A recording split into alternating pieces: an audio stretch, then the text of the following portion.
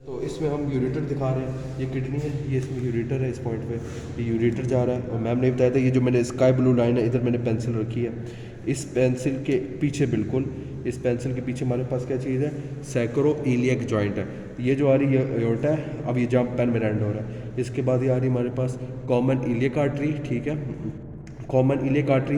अब इस पॉइंट पे सैक्रो इलियक जॉइंट के पॉइंट पे बाइफरकेट करती है, किससे बाइफरकेट करती है, ये जो आगे इस पेंसिल से आगे ये जो आगे जा रही है एक्सटर्नल इलियक आर्टरी है। और यहाँ जहाँ मेरी पेंसिल अब ख़त्म हो रही है तो ये भी आपको रेड सी आर्टरी दिख रही होगी, ये हमारे पास इंटरनल इलियक आर्टरी है। तो यहाँ ये बाइफरकेशन पॉइंट इसका इस तरह मालूम करना है सैक्रो इलियक जॉइंट पे। और इसके बाद हमारे पास ये यूरेटर है, इसके दो पाथवेज होते हैं, लेकिन दो पाथवेज बताने से पहले एक चीज़ बताता हूँ, ईशियल स्पाइन वाला पॉइंट होता है।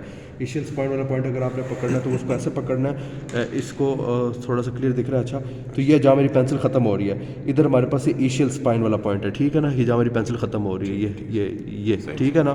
तो अब यहाँ से ऊपर जितना भी पाथवे ना ये सारा वर्टिकल पाथवे है। ईशियल स्पाइन के आगे से हमारे पास ऑब्लिक पाथवे होता है, यानी इससे आगे हमारे पास यूरेटर सीधा अंदर जाके इसके अंदर अटैच हो जाता है, ये जो हमारे पास है ब्लैडर, ठीक है। तो जो वर्टिकल पाथवे है इसके हमारे पास ये जो इधर है ये मैम ने भी कहा था, ये जो हमारे पास होता है इसके बिल्कुल साथ हमारे पास ऑब्चुरेटर वेसल्स और ऑब्चुरेटर नर्व्स होती हैं, तो ये वो होती हैं, ठीक है ना।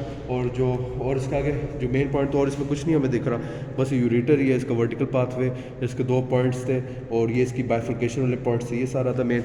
बाकी इसमें एक छोटी सी चीज़ ये है कि इसमें जो मैंने पॉइंट बताया था ईशियल स्पाइन वाला पेंसिल रख के, उस पॉइंट से आगे मैंने कहा था इधर मेल पे वास्ट रेफरेंस होती है, एमसीक्यू में भी आ सकता है कि मेल पे वो कौन सा पॉइंट होता है जो ईशियल स्पाइन से आगे होता है इंपॉर्टेंट, तो वास्ट रेफरेंस होता है। लेकिन इसे थोड़ा सा ऊपर अगर आप जाएंगे, फीमेल में यूट्रिन आर्टरीज होंगी जो ब्रॉड लिगामेंट के नीचे से गुजर रही होंगी और कार्डिनल लिगामेंट के ऊपर से गुजर रही होंगी, और इसके अंदर यूट्राइन आर्टरी वेसल्स होंगी और लैटरल फॉर्निक्स ऑफ वजाइना भी होगा, ये हमने आगे रिप्रोडक्टिव मॉड्यूल में पढ़ेंगे। तो ये होती हैं, ये सारी चीज़ें फीमेल्स में होती हैं, और ये इस पॉइंट पे होती है थोड़ा सा ऊपर ईशियल स्पाइन से ऊपर जहाँ मैंने उधर पेंसिल रखी थी, तो ये तो फीमेल में होती है। लेकिन मेल्स में यहाँ कुछ नहीं होता, थोड़ा सा आगे चल के यहाँ हमारे पास वास्ट रेफरेंस होता है, और ये ऑब्चुरेटर आर्टरीज और वेसल मैंने वहाँ दिखा दी थी। और मेल में तो सिर्फ ये होता है, फीमेल में इसमें ओवरीज का भी एडवांस हो जाती है, सिर्फ ओवरीज आ जाएंगी। और इसके अलावा तो हमारे पास और इसमें कोई ख़ास पॉइंट नहीं है, बाकी वो तो सारा कवर्ड है। और हमारे पास ये ऑब्लिक पाथवे है, ये वर्टिकल पाथवे है, ये हमारे पास पेल्विक ब्रिम है, पेल्विक ब्रिम लिखा हुआ है, ब्रिम होता है, ठीक है। और इसके नीचे हमारे पास पेल्विक का हाफ, ऊपर साइड एब्डोमेन का हाफ है, और ये एंटीरियर मीडियल वो जा रहा है। और इसके बाद तो बाकी ये सारा कवर्ड ही है, वो तो सारे रिलेशंस खुद ही हो जाएंगे। तो मेन ये पाथवे था जो हमारे इधर मॉडल से हुआ था, ये मैंने यहाँ भी बता दिया, वर्टिकल पाथवे, और यहाँ ईशियल स्पाइन से आगे हमारे पास ऑब्लिक पाथवे, और ये हमारे पास ये ऑब्चुरेटर वेसल्स हैं। तो ये सारा हमारे पास पूरा जो यूरेटर का पाथवे था वो फुल कवर्ड हो गया।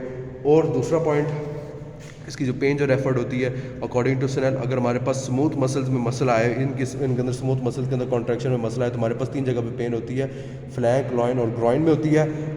और अगर हमारे पास यूरेटर के लोअर पार्ट के अंदर कोई मसल फंसा हो स्टोन, तो हमारे पास testis, tip of the penis and labium majus, labium majus होता है, हाँ, ये 3 पॉइंट्स होते हैं, इधर पेन होती है। और ये जो पेन होती है फिर गेमेटोफेमोरल नर्व से भी लिंक्ड हो जाती है, और ये जेनेटोफेमोरल नर्व से भी लिंक हो जाती है, और वो इतनी सीवियर हो जाती है कि वो सीएनएस से भी लिंक्ड हो जाती है। और जब सीएनएस, क्योंकि गेमेटोफेमोरल जो जेनेटोफेमोरल जो नर्व है वो ब्रेन में ज़्यादा सीएनएस से लगी होती है, तो वो सीएनएस से लिंक्ड होकर फिर ऑटोमेटिकली नोजिया कॉज करती है।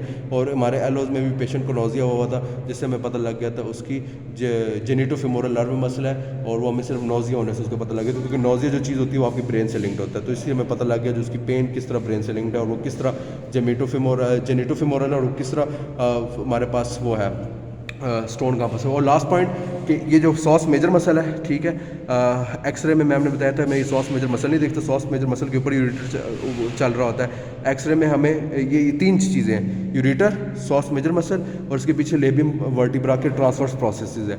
अब होता ये है कि एक्सरे में हमें सॉस मेजर मसल नहीं दिखता, तो हमें वो क्या कहते हैं, जो कौन सा होता है वर्टिब्रा, कौन सा वर्टिब्रा आता है इसके पीछे, एल से जो शुरू होता है, हाँ लंबर वर्टिब्रा के जो ट्रांसवर्स प्रोसेस है उसके जो पॉइंट्स जहाँ ख़त्म हो रहे होते हैं उनके नोक हमें दिखती है एक्सरे में, उन नोक के ऊपर हम प्रिडिक्ट करते हैं कि जहाँ नोक खत्म हो रही है वहाँ से हमारे पास यूरेटर का पाथवे पास हो रहा है। तो एक्सरे में हमें सॉस मेजर मसल नहीं दिखता।